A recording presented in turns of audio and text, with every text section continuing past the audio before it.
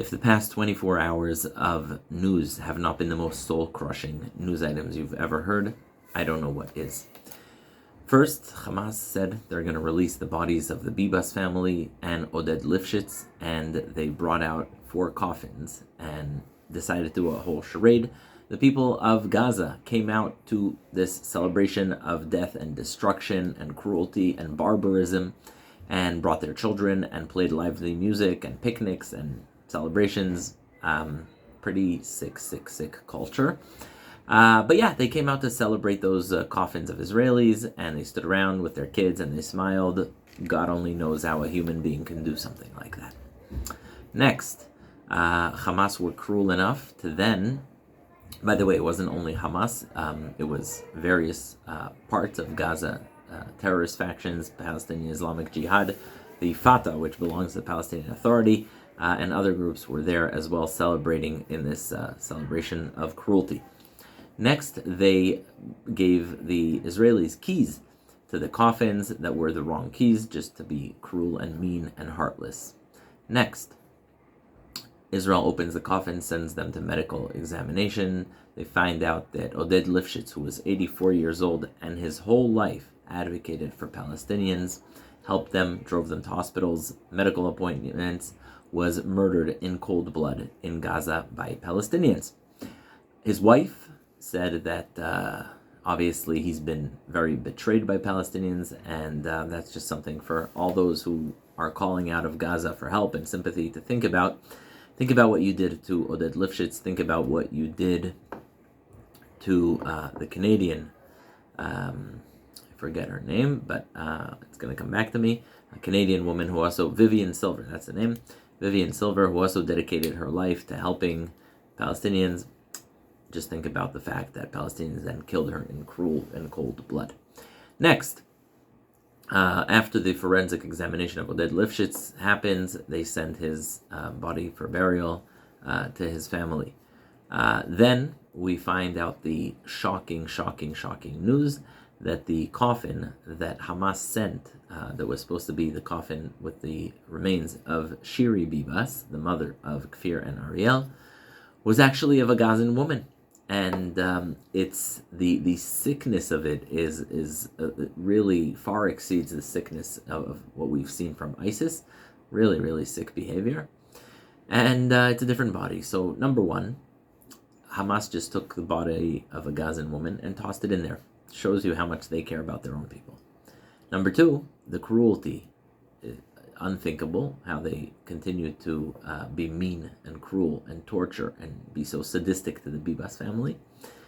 And number three is we don't know the fate of Shiri Bibas. We don't know where she is now. We're again in the realm of uncertainty. And most importantly, from a practical perspective, is Hamas violated the agreement. They violated the ceasefire agreement.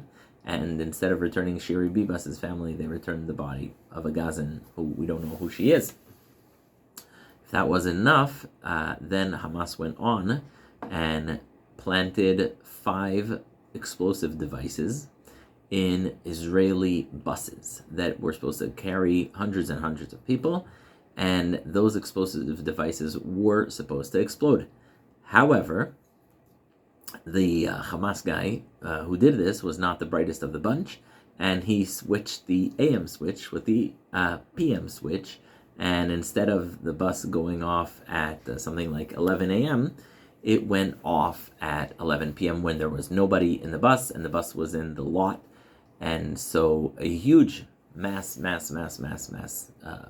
terrorism event was averted because of God's providence and the Hamas guys' poor intelligence.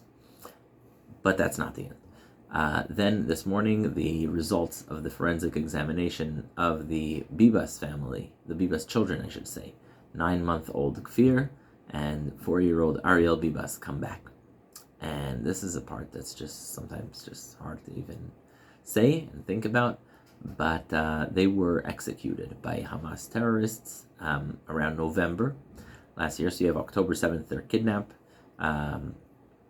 October, then you have November, and basically a few weeks after they were killed, after they were kidnapped, they were killed. and it makes me sick to say this, but they were not killed with a weapon or anything. Hamas did that with their bare hands. The barbarism is beyond. And what can one say? So I think there's a few important lessons. Number one, I think it's important to understand that we're all going through a lot just reading this type of news, and it's soul crushing and heartbreaking. And if you are a decent human being, this is just devastating. Number two, it crystallizes what we're up against, because sometimes people try and make it as this kind of narrative of equality, right? Everyone's the same. Who are we to judge? Is it Israelis? Is it Palestinians? It's not the same. The cruelty of those who take the lives of a 10-month-old baby and a 4-year-old baby with their own hands, and then plant the wrong body and a different body in the coffin, that is absolutely I